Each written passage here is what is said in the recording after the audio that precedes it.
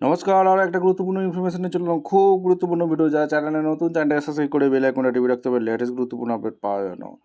2026 সালের 3 মার্চ অর্থাৎ 3 তারিখ মার্চ মাসের অর্থাৎ আজ মঙ্গলবার হতে যাওয়া পূর্ণগ্রহ চন্দ্রগ্রহণ নিয়ে আজকে ভিডিও হতে যাচ্ছে। খুব গুরুত্বপূর্ণ ভিডিও। এটি 2026 সালের প্রথম চন্দ্রগ্রহণ, যা দোল পূর্ণিমা দোলযাত্রার দিনেই ঘটবে। নিচের সময়সূচি এবং ধর্মীয় লোকজ বিশ্বাস অনুযায়ী করণীয় সম্পর্কে আজকের এই প্রতিবেদনে বলবো।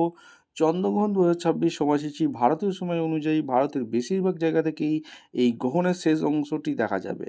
গ্রহণ শুরু হচ্ছে বিকাল 3:20।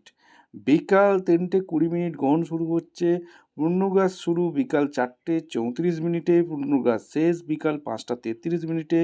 গ্রহণ শেষ সন্ধ্যা 6:48। সূতককাল গ্রহণের 9 ঘন্টা আগে অর্থাৎ সকাল 6:20 থেকে শুরু হবে।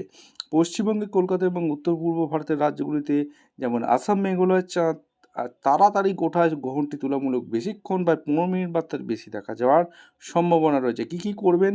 ধর্মীয় আধ্যাত্মিক বিশ্বাস অনুসারে গ্রহণের সময় নিচের কাজগুলো করা শুভ বলে মনে করা হয়। মন্ত্র জপ ও ধ্যান করতে হবে। এই সময় ভগবানের নাম জপ, ধ্যান, ধর্মীয় গ্রন্থ পাঠ করা ইতিবাচক ফল দেয়। খাবারে তুলসী পাতা, রান্না করা খাবার বা পানীয়তে তুলসী পাতা দিয়ে রাখা হয় যাতে গ্রহণের নেতিবাচক প্রভাব না পড়ে। স্নান ও দান, গ্রহণ শেষ হওয়ার পর স্নান করা এবং গরিবদের অন্ন বা বস্ত্র দান করা অত্যন্ত পুণ্যদক হিসেবে বিবেচিত। কী কী নিষেধ? প্রথাগত বিশ্বাস অনুযায়ী গ্রহণের সময় কিছু কাজ এড়িয়ে চলার পরামর্শ দেওয়া হয়।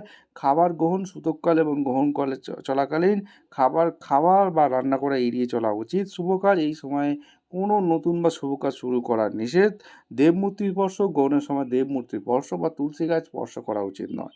গর্ভবতী মহিলাদের জন্য সতর্কতা দেওয়া হয়েছে। ছবিতে গর্ভবতী মহিলারা প্রতীকী ব্যবহারের মাধ্যমে কিছু প্রচলিত সকল বিশ্বাসের কথা বলা হয়েছে। যদিও এর কোনো বৈজ্ঞানিক ভিত্তি নেই, তবু অনেক পরিবারে এই নিয়মগুলো মানা হয়। বাইরে বের না হওয়া এবং সরাসরি গ্রহণের দিকে না তাকানো, ছুরি, কাঁচি বা সূচের মতো ধারালো বস্তুর ব্যবহার না করা। অনাগত সন্তানের মঙ্গলের জন্য শান্ত হয়ে বসে ইষ্ট নাম জপ করা। ভিডিওটা ইনফরমেটিভ মনে হলে আমাদের চ্যানেলে ফার্স্ট টাইম থাকলে চ্যানেলটাকে সাবস্ক্রাইব করে বেল আইকনটা টিপে রাখতে হবে।